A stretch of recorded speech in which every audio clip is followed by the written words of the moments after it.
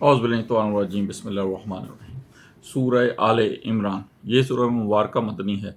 इसकी इब्तदाई 80 आयत इस वक्त नाजिल हुई जब नजरान के ईसाइयों का एक वफ़द बारगाह रसालत में हाजिर हुआ और इन्होंने आप सल्लल्लाहु अलैहि वसल्लम से मुज़ाकरा किया। वो कहने लगे, अगर ईसा अलैहिस्सलाम इब्न अल्लाह नहीं हैं तो फिर बताएं इनका वालिद कौन है। आप सल्लल्लाहु अलैहि वसल्लम ने फरमाया, अल्लाह ताला तो ज़िंदा है, इसे कभी मौत नहीं आएगी जबकि हज़रत ईसा अलैहिस्सलाम फ़ौत हो जाएंगे। इन्होंने कहा, ऐसे ही है। आप सल्लल्लाहु अलैहि वसल्लम ने फरमाया, अल्लाह ताला खाने पीने से पाक है जबकि हज़रत ईसा अलैहिस्सलाम खाते पीते हैं। इन्होंने कहा, ऐसे ही है। तो आप सल्लल्लाहु अलैहि वसल्लम ने फरमाया, फिर वो इब्न अल्लाह कैसे हुए? तो वो लाजवाब हो गए।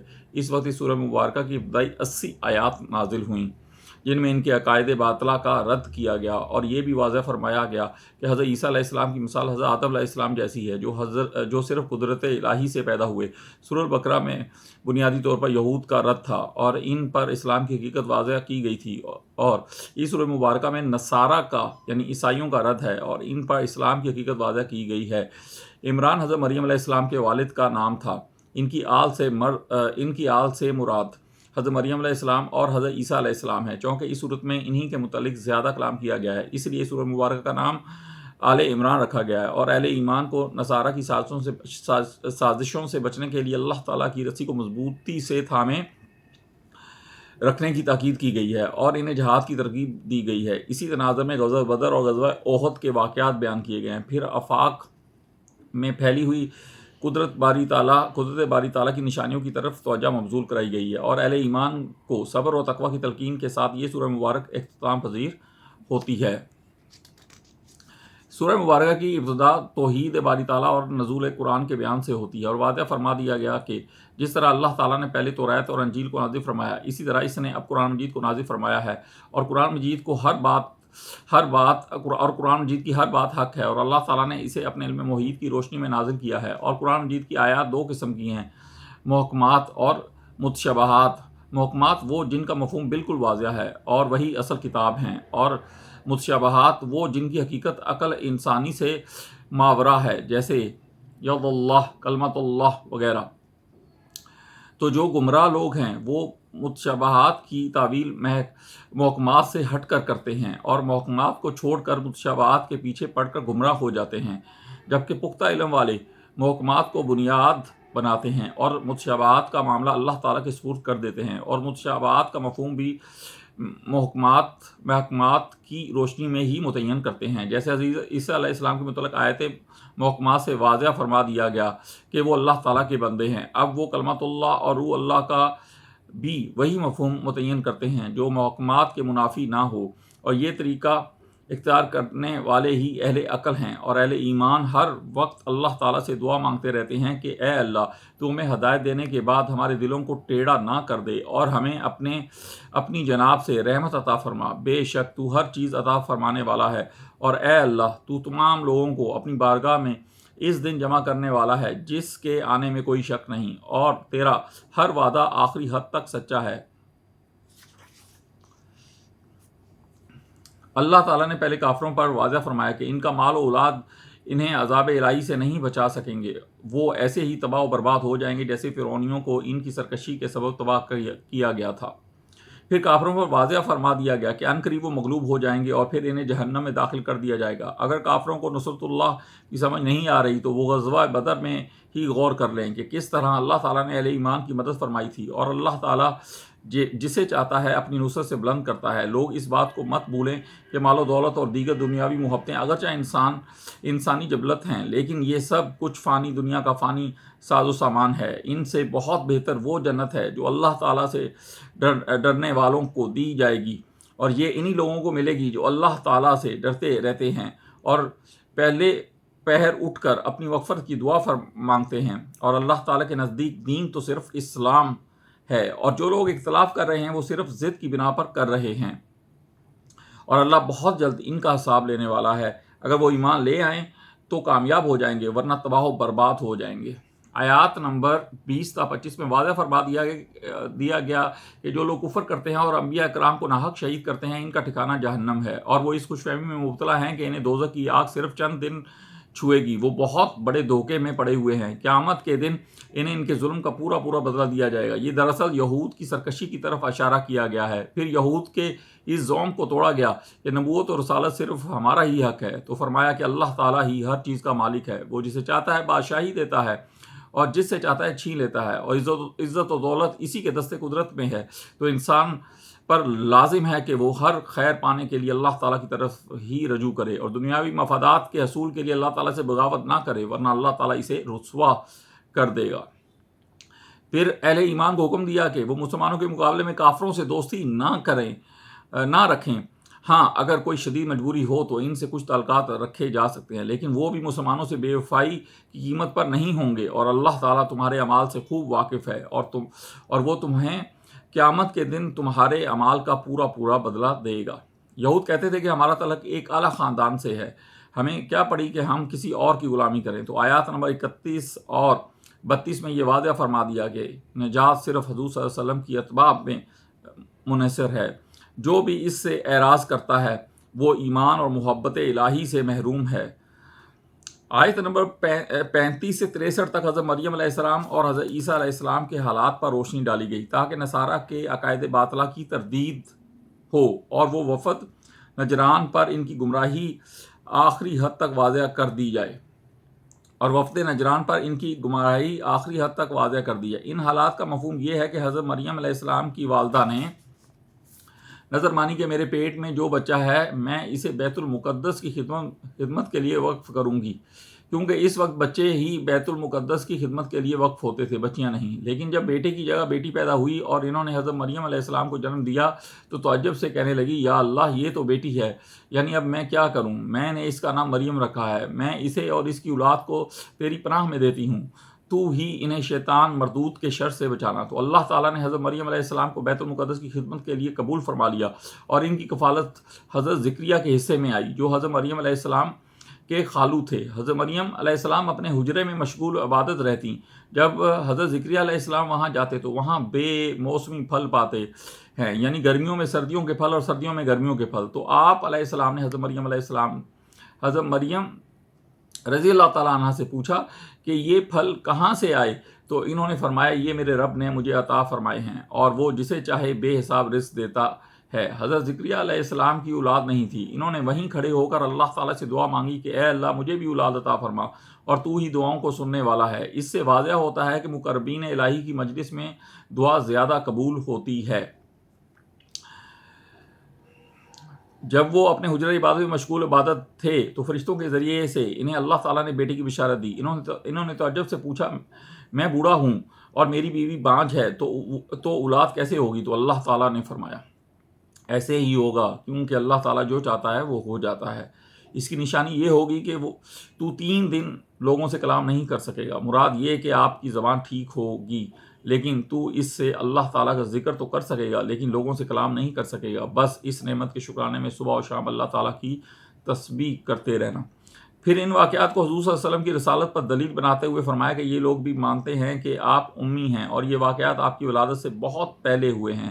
ان کا اس مبنی بر حقیقت انداز میں بیان کرنا اس چیز پر واضح دلیل ہے کہ آپ اللہ تعالیٰ کے رسول ہیں، اور یہ واقعات آپ کو وحی کے ذریعے بتائے گئے ہیں۔ آپ اس وقت وہاں موجود نہیں تھے جب وہ حضرت مریم علیہ السلام کی کفالت کے لیے دریا میں قلم پھینک کے قرعہ اندازی کر رہے تھے، اور ان کے طریقے کے مطابق حق اسی کا ہوتا تھا جس کا قلم الٹی سمت بہتا تھا۔ اس طرح حضرت مریم علیہ السلام کی کفالت کا حق حضرت زکریا علیہ السلام کو مل گیا تھا۔ وہاں موجود نہ ہونے کے باوجود یہ چیزیں بتا دینا آپ صلی اللہ علیہ وسلم کی رسالت پر واضح دلیل ہے، اور ان واقعات کے وقت بھی آپ وہاں موجود نہیں تھے جب اللہ تعالیٰ نے حضرت مریم رضی اللہ عنہا کو بشارت دی کہ تمہیں ایک کلمہ کی بشارت ہو جس کا نام عیسیٰ ابن مریم ہوگا، وہ دنیا و آخرت میں معزز ہوگا، لوگوں سے پنگوڑے میں بھی کلام کرے گا اور بڑھاپے میں بھی۔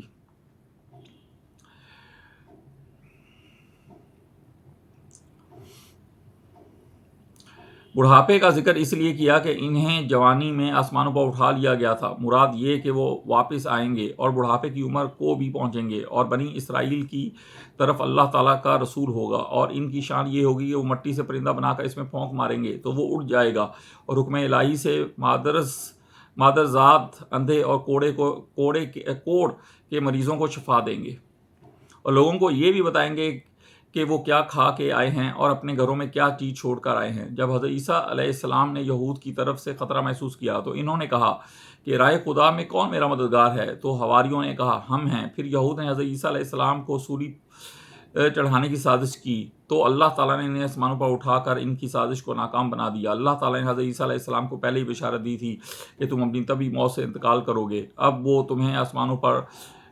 میں تمہیں آسمانوں پر اٹھا لوں گا اور ان کے شر سے محفوظ رکھوں گا۔ قیامت کے دن انہیں اپنے جرائم کی سزا بھگتنی پڑے گی۔ آیت نمبر 59 میں نصارہ کا رد کرتے ہوئے فرمایا کہ حضرت عیسیٰ علیہ السلام کا بغیر باپ کے پیدا ہونا ان کے ابن اللہ ہونے کی دلیل نہیں، بلکہ ان کی مثال حضرت آدم علیہ السلام جیسی ہے جو محض قدرت الہی سے بغیر ماں باپ کے پیدا ہوئے تھے۔ پھر انہیں مباہلہ کی دعوت دی گئی کہ اگر اب بھی یہ لوگ نہیں مانتے تو انہیں فرماؤ کہ آؤ اپنے اہل خانہ کے ساتھ نکلو، ہم بھی نکلتے ہیں اور جھوٹے پر اللہ تعالیٰ کی لعنت اس کی تباہی کے لیے دعا کرتے ہیں۔ جب حضور صلی اللہ علیہ وسلم حضرت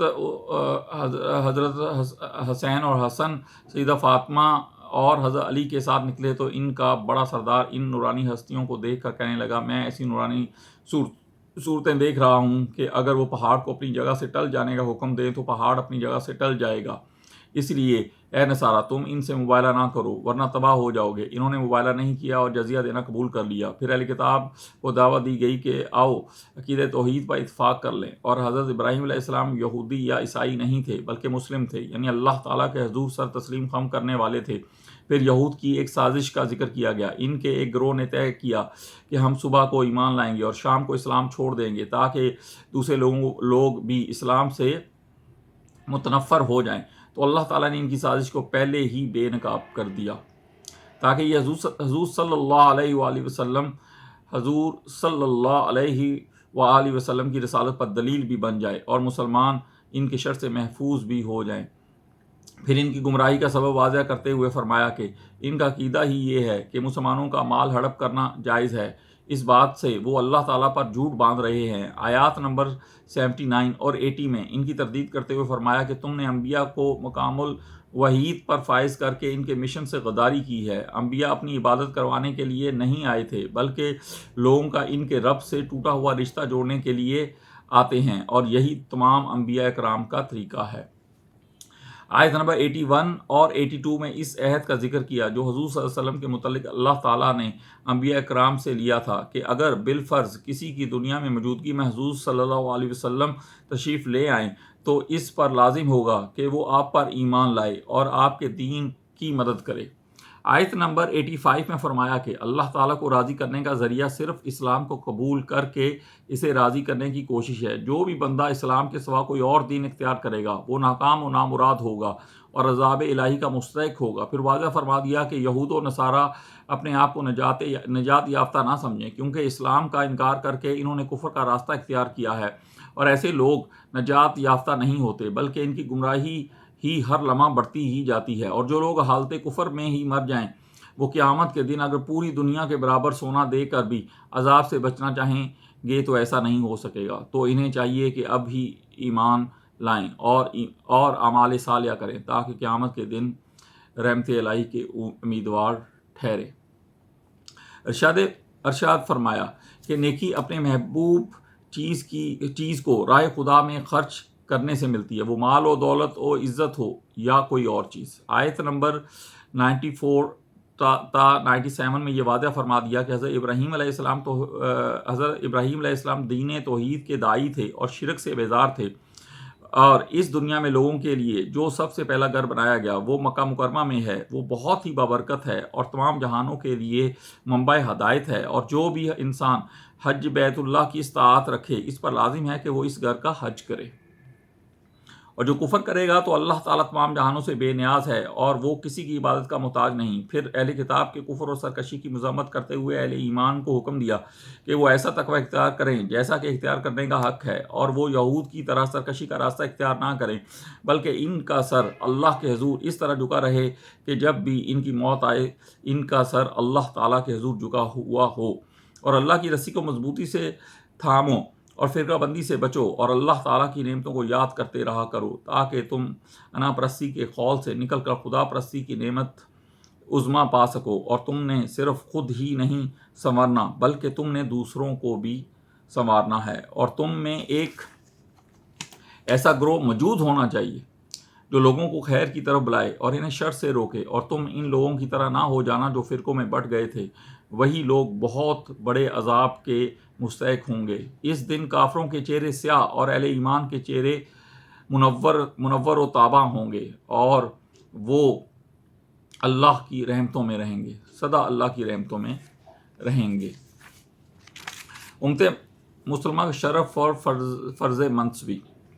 آیت نمبر 110 میں ملت اسلامیہ کے شرف اور ان کی ذمہ داری بارے ارشاد فرمایا کہ تم دنیا کی تمام امتوں سے بہتر امت ہو۔ اس کا سبب یہ ہے کہ تم لوگوں کو نیکی کا حکم دیتے ہو اور انہیں برائی سے منع کرتے ہو۔ اس فریضے کی ادائیگی میں کوئی تمہاری راہ میں حائل نہیں ہو سکتا۔ ایمان کا راستہ اپنانے میں ہی انسانی شرف کا راز مضمر ہے۔ اس کو چھوڑ کر یہود ذلیل اور رسوا ہوئے۔ اب وہ دنیا میں عزت سے نہیں رہ سکتے مگر یہ کہ وہ حق کو قبول کر لیں یا کوئی بڑی طاقت کے اعلی کار بن جائیں۔ اہل کتاب میں سے بھی کچھ نیک طبیعت کے حامل ہیں، وہی لوگ دولت ایمان سے مشرف ہوں گے، اور کافروں کے مال و اولاد ان کے کسی کام نہیں آئیں گے۔ اور ایمان والوں کو چاہیے کہ وہ کافروں سے دوستی نہ کریں۔ کبھی کبھی ان کی زبانوں سے بغض کا یہ عالم ہے کہ اگر تمہیں کوئی نعمت ملے تو انہیں بڑا دکھ ہوتا ہے، اور اگر تمہیں کوئی دکھ پہنچے تو وہ بڑے خوش ہوتے ہیں۔ آیت نمبر 118 میں فرمایا اگر تم صبر کا دامن تھامے رہو اور تقوی اختیار کیے رہو تو یہ دین کے دشمن تمہارا کچھ نہیں بگاڑ سکتے۔ اس کی وضاحت میں غزوہ بدر اور غزوہ احد کے واقعات کو بیان کیا گیا کہ غزوہ بدر میں مسلمانوں نے کمال صبر و استقامت کا مظاہرہ کیا اور حضور صلی اللہ علیہ وسلم کی منشا کے مطابق میدان جہاد میں ڈٹ گئے تو اللہ تعالیٰ نے فرشتے اتار کر ان کی مدد فرمائی اور مشرکین کی جڑ کاٹ دی۔ چونکہ نصرت الہی اہل ایمان کے شامل حال ہوتی ہے، اس لیے اس مقام پر آیات نمبر 130 سے لے کر 136 تک اہل ایمان کو اخلاق عالیہ اپنانے کی تلقین فرمائی کہ وہ سود نہ کھائیں، اچھے اور برے حالات میں راہ خدا میں خرچ کرتے رہا کریں، غصے کو پی جایا کریں اور لوگوں کو معاف کر دیا کریں۔ ایسے ہی لوگوں سے اللہ تعالیٰ محبت فرماتا ہے، اور اہل ایمان کی خوبی یہ ہے کہ اگر کبھی ان سے کوئی غلطی ہو جائے تو وہ اس پر ڈٹ نہیں جاتے بلکہ اللہ تعالیٰ سے معافی مانگتے ہیں اور ہر ممکن اس غلطی کے ازالے کی کوشش کرتے ہیں۔ یہی وہ لوگ ہیں کہ اللہ تعالیٰ جن کی مغفرت فرمائے گا اور انہیں ایسی جنتوں میں داخل کرے گا جن کے نیچے نہریں رواں دواں ہوں گی۔ پھر یہ واضح فرمایا کہ غزوہ احد کی وقتی ہزیمت اس لیے نہیں تھی کہ کافر اللہ تعالیٰ کو محبوب ہو گئے تھے بلکہ یہ اہل ایمان کی آزمائش تھی اور کفر کو ملیا میٹ کرنے کا راستہ تھا۔ پھر تفصیل سے غزوہ احد کے حالات پر روشنی ڈالی اور یہ بھی واضح فرمایا کہ اس غزوہ میں اہل ایمان کو جو نقصان اٹھانا پڑا اس کا سبب درے پر متعین لوگوں کا جگہ سے ہٹ جانا ہے جہاں انہیں رسول کریم صلی اللہ علیہ وآلہ وسلم نے متعین فرمایا تھا، اگرچہ ان کا وہاں سے ہٹنا ایک اجتہادی غلطی کی بنیاد پر تھا کہ اب تو جنگ ختم ہو گئی ہے، اب ہم بھی دشمنوں کا تعاقب کیوں نہ کریں، لیکن اس اجتہادی غلطی کی بنیاد پر بھی انہیں شدید نقصان اٹھانا پڑا۔ تو اس سے سمجھا جا سکتا ہے کہ دانستہ اللہ تعالیٰ اور رسول کریم صلی اللہ علیہ وسلم کے احکام کی نافرمانی کس طرح اہل ایمان کے لیے ایک سم قاتل ثابت ہوگی، لیکن چونکہ ان صحابہ کرام کا یہ عمل ایک اجتہادی خطا پر مبنی تھا اس لیے آیت نمبر 155 میں اعلان فرمایا گیا اور یقیناً انہیں اللہ تعالیٰ نے معاف کر دیا، چونکہ اس غزوہ میں بہت سے مسلمان شہید بھی ہو گئے تھے۔ اس لیے آیات 169 تا 171 میں فرمایا کہ جو راہ خدا میں شہید ہو جائیں انہیں مردہ گمان بھی نہ کرو بلکہ وہ زندہ ہیں، انہیں اللہ کے حضور رزق دیا جاتا ہے اور وہ اللہ تعالیٰ کا فضل اور نعمتیں پا کر خوشیاں منا رہے ہیں۔ اسی مقام پر منافقین کی سازشوں کو بے نقاب کیا گیا اور ارشاد فرمایا کہ اللہ تعالیٰ مومنوں اور کافروں کو اسی طرح اکٹھا نہیں رہنے دے گا بلکہ منافقین کو بے نقاب کر کے انہیں ذلیل و رسوا کر دیا جائے گا۔ یہود کی سازشوں کا ذکر۔ چونکہ یہود مفادات کے اصول کے لیے حق کا انکار کر رہے تھے، اس پر عظمت باری تعالیٰ کو بیان فرمایا کہ تمام خزانے اللہ تعالیٰ کے دست قدرت میں ہیں، اس لیے اس کی طرف رجوع کرو اور اپنے مفادات کے لیے اس سے بغاوت نہ کرو، ورنہ تباہ و برباد ہو جاؤ گے۔ اور زمین و آسمان کی تخلیق عظمت الہی کے گن گا رہی ہے۔ جو بندے کائنات میں تفکر کر کے معرفت الہی حاصل کر لیتے ہیں، وہ کھڑے بیٹھے اور لیٹے ہر حال میں اللہ تعالیٰ کو یاد کرتے ہیں اور اپنے دامن مراد اللہ تعالیٰ کے حضور پھیلا دیتے ہیں۔ وجدانی کیفیات میں اپنے ایمان کا اقرار کرتے ہیں، اللہ تعالیٰ سے مغفرت مانگتے ہیں اور قیامت کی ذلتوں سے پناہ مانگتے ہیں، تو اللہ تعالیٰ ان کی دعاؤں کو قبول فرماتا ہے۔ وہ کسی مرد اور عورت کے اجر کو ضائع نہیں کرتا۔ تو جن لوگوں نے اس کی رضا کے لیے اپنا گھر بار چھوڑا اور راہ خدا میں جہاد کیا، ان کا اجر اللہ تعالیٰ کے پاس محفوظ ہے۔ اور اہل کتاب میں سے بھی جو لوگ ایمان لے آئیں، اللہ کے حضور عاجزی کی راہ اختیار کریں اور آیت الہیہ کو بیچتے نہ رہیں، یہی وہ لوگ ہیں جن کا اجر ان کے رب کے پاس محفوظ ہے، اور اللہ تعالیٰ بہت جلد حساب کرنے والا ہے۔ پھر اہل ایمان کو حکم دیا کہ وہ صبر و استقامت کا راستہ اختیار کریں اور دشمن کے مقابلے میں بھی ڈٹ جائیں اور حق کے دفاع کے لیے پہرا دیتے رہیں اور ہر حال میں اللہ تعالیٰ کی ناراضی سے بچتے رہیں۔ یہی وہ چیزیں ہیں جو انہیں فلاح و کامرانی سے ہمکنار کریں گی۔ صدق اللہ العظیم۔